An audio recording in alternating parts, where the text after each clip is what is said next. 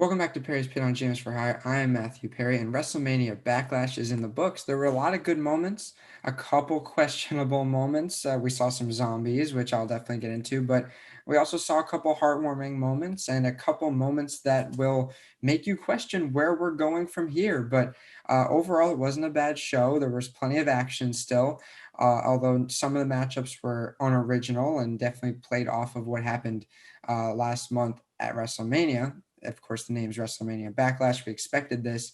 It still was not a bad show. We'll get right into it. We'll start with the pre-show. It was the United States Championship Open Challenge, basically, that Sheamus has been doing. And Ricochet answered the call today. He was fighting in jeans, which I don't think we've ever seen him do before, but he looked good while doing it and put up a pretty good fight.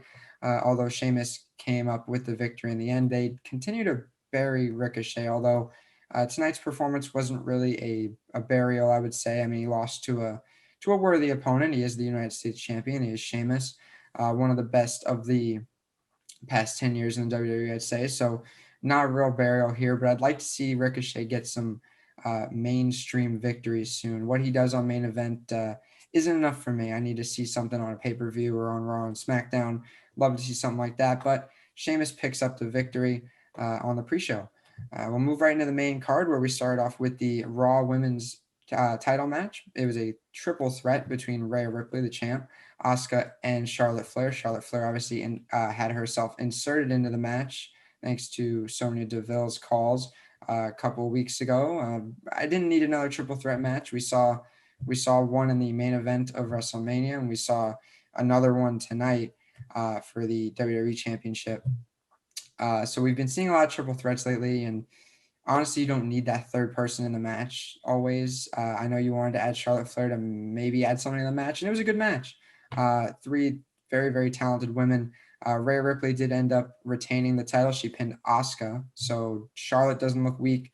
I'm waiting for when we see Asuka get some time off. She carried Raw through the pandemic era, and now we're slowly easing out of that. I am hoping soon she gets some time off to rest, heal up, and then by the time WWE brings fans back in, she's refreshed, ready to go. So I guess that could happen any day now, although I doubt it based on how they've been using Asuka. She's clearly very important to Raw still. But Rhea retains the title. I'm not sure where we go from here with Rhea and Charlotte. Obviously, last year's WrestleMania, we saw them go at it for the NXT Women's Championship. And it was a great match. And they seem to put on great matches anytime they're in the ring together. Really, they have a really good chemistry, and they're exciting to watch. But Charlotte's starting to have this. I don't want to call it the John Cena effect, but there was a point where John Cena would be in almost every title match, and people would get bored. They'd roll their eyes. It'd be kind of that feeling, and I'm starting to get that feeling with Charlotte. So I hope they find something original to go with moving forward. If they do continue this Rhea and Charlotte angle, I need something to pique my interest because Charlotte just being there is not enough, even though she's a great talent. Becky Lynch should be coming back sometime soon. I'd say sometime before SummerSlam. Uh, Probably her first big match will be at SummerSlam, if I'm guessing. And obviously, Charlotte being one of the four horsewomen automatically has something to do with Becky. So maybe we see that sometime soon. Who knows? But Rhea is able to retain the title. Next, we had the SmackDown tag titles. Probably my favorite moment of the night because Dom and Ray finally won. I'd been calling for this for a while. I mean, it's meant to be. You have a father and son duo fighting in the WWE. You kind of have to put some belts on them, especially as legendary as Rey Mysterio is. The family, the ties to Eddie Guerrero, everything. Rey Mysterio is a wrestling legend, let alone WWE. Him and his son, him and Dominic, being the tag champs, that means a lot to me. It means a lot to any long-time wrestling fan, I'm sure. It's great to see. Before the pay-per-view started, kind of Twitter exclusive, WWE.com exclusive, they like to call it, Rude and Ziggler kind of jumped Dominic backstage. And Ray originally came out to this match alone. They didn't think that Dominic was going to be able to go, but Dominic came out. They fought and they won the titles. I have no problem with the Dirty Dogs, with Ziggler and Rude being the champs. But like I said, when you're in this situation, you kind of have to put it on the Mysterios because, that's great. I think that's great for the business. I think it's great for everything. I don't think there's anyone out there that's really super opposed to this move. How long they hold the belts, I'm not sure, but this could be Ray's last legitimate run in the WWE or in wrestling. So they're gonna have to make it count. I'm very happy with this. It's my highlight of the night. Um, I'd say this moment made me happiest, them winning it. Very joyous, very, their faces and, obviously father and son. It's a great moment. Credit to them. Congratulations to them. I'm very excited to see where this goes. I don't know where the feud's going to go from here. Ziggler and Rude still great talents. So hopefully they stay in the mix. I liked seeing them. And yeah, we'll move from there. We had the lumberjack match. Now, this was the low point of the night. It was also the middle of the card, pretty much smack dab in the middle. So I was expecting WWE wrestlers surrounding the ring. It's a lumberjack match. That's what you'd have. That's what you do. We saw a lumberjack match last month, I want to say, or no, like 2 months ago now, because the Miz dropped a belt to Lashley in a lumberjack match, which the ring was surrounded by WWE superstars. Tonight, though, WWE had other plans. They, I guess, did this Netflix partnership with Army of the Dead or whatever, some zombie Netflix show. So the ring was surrounded by zombies. This match was not taken very seriously. It was the only non-title match on this card, and it was a running feud, Priest and The Miz, obviously dating back to WrestleMania and before that. And it is what it is, I guess. This was my least favorite. It's kind of embarrassing to see what WWE fans said about the whole crash pad incident at AEW Blood and Guts, and how what they did set wrestling back so many years. I don't know. It's kind of goofy with these zombies. I know WWE is profiting off of it with the whole collaboration with the Netflix show, but I didn't see a need for it. I think WWE has enough money. I don't. This wasn't really necessary for me. Damian Priest won. He beat the Miz.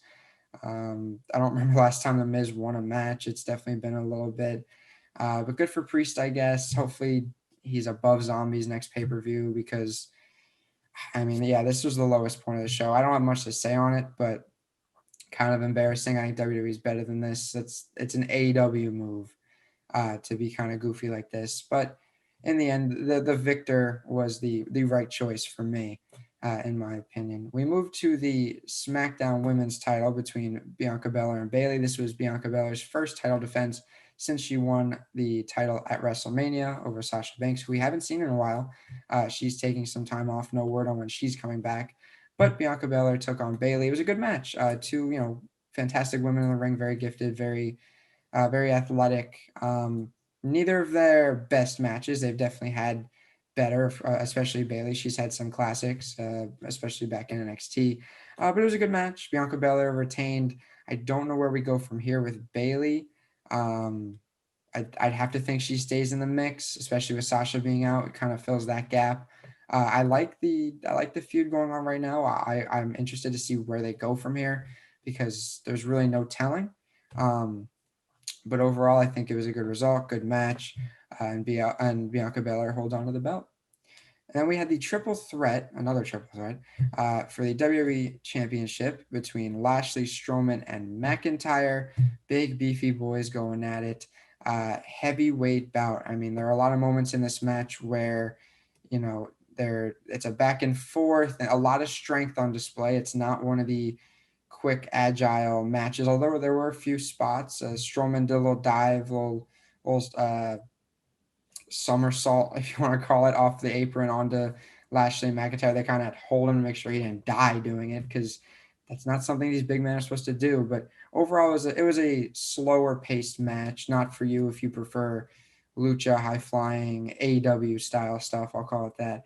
But it was a good match. There was a lot of fighting outside the ring, stuff over by the jumbotron. I don't think there's no countouts in a triple threat match. So McIntyre put Lashley through the not jumbotron, but the electric board, I'll call it. Part of the entranceway. And he was out for a bit, but Lashley wound up coming back in and winning the match. Strowman took the pin. That way Drew doesn't look weak. This is another one where I don't know where they go from here. I'd have to imagine we get more Lashley McIntyre. Uh, Probably SummerSlam. This doesn't end until there, just because McIntyre didn't get pinned. So this is officially unfinished business. I don't mind Lashley retaining. I think that was the right choice. It had to be either him or Drew. I'm not a Braun Strowman fan. I don't like the way he wrestles. I don't think he brings much to the table.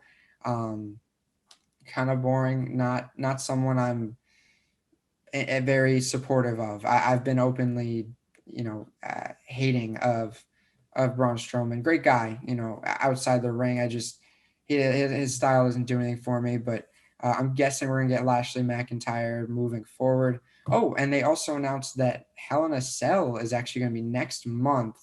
We're used to having it in October, a ways away from now. We're used to having Money in the Bank next month, but it appears that Hell in a Cell will be next month. My guess is Money in the Bank moves to July, and then SummerSlam in August. So um, very different, mixing up the format, pushing Hell in a Cell forward. I'm not sure why they did that exactly.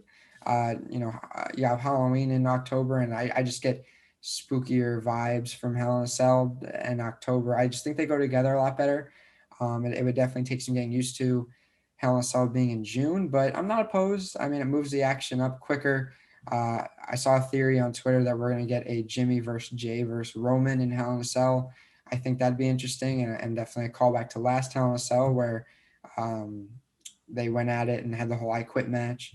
But I guess we'll see. I think it's very interesting how they moved it up, and I don't know, brings content sooner. So I'm looking forward to that. And then we had our main event of the evening: Roman Reigns, another main event for the Universal Champion, the head of the table.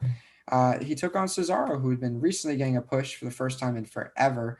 Not many people deserve a push more than Cesaro, if any, and he's been killing it. This face push he's been having. I've been really enjoying it. The dynamic between him and Roman, and it was another great match. I don't think anyone was surprised by the result. Roman did retain the title, but what happened after was kind of surprising. Jey Uso did his normal sidekick thing. He was beating up Cesaro after the match. And then Seth Rollins came out in his suit, his drip, whatever. And he started beating the shit out of Cesaro, chairs and going into uh, ring posts and really beating up on Cesaro. And I don't know what this means, really. It's tough to say. Obviously, Seth Rollins was salty because Cesaro didn't embrace the vision and join Seth Rollins becoming a disciple or whatever. I don't even know what Seth Rollins really is at this point. I don't think he's the Messiah anymore. He's something in between that and what he used to be. I don't know, this weird suit dynamic where he's playing off of his style. I don't know, but it gives me a headache thinking about it. But um, if this were to set up a triple threat for the Universal title, I know we're having a lot of triple threats, but Cesaro, Seth Rollins, and Roman Reigns all fighting together in one ring could be a fantastic match. Three gifted guys in the ring, three guys that definitely know what they're doing. I don't want this belt coming off of Reigns though for a long time. I don't know who could possibly take it off of him. My first thought's Brock. My second thought's John Cena. Two guys that aren't around right now. I don't think there's anyone around right now that's able to take this belt off Reigns. He is the strongest, not only performer but just character right now in probably not only WWE but the wrestling world. I really think he's the head of the table when it comes to the wrestling world right now. I'm very, very high on what Roman Reigns is doing right now. Um, Hopefully it stays this way. Hopefully they don't mess anything up with this family storyline with the Usos. I like how it's going right now. I really do. Mixing Rollins in there is cool as long as he doesn't step on Reigns' toes. And if he does, I need Reigns to act accordingly. I need him to take out Rollins. I need him to make quick work of everyone and look as strong as he has been because I've really, really been enjoying it. But Reigns is able to retain tonight over Cesaro. It's the right decision. Cesaro still looks good. I don't think this feud's over. I think Cesaro's a persistent face. I don't think he's going to give up. And we could definitely see something like this in a Hell in a Cell next month, even if we don't get the whole Uso Hell in a Cell, which would be cool. I could definitely see Cesaro running it back with Reigns next month. But where do we go from here? Let me know in the comments. I want to hear your guys' theories, your guys' thoughts. Overall, it was a good show. I mean, it's professionally done. There was nothing too phony besides the lumberjack match, but I could look past it. There was enough good wrestling tonight for me to enjoy this show. But I'll see you guys next month for Hell in a Cell. For GMs for Hiring Perry's Pit, I've been Matthew Perry, and I'll see you next time. Thank you for watching.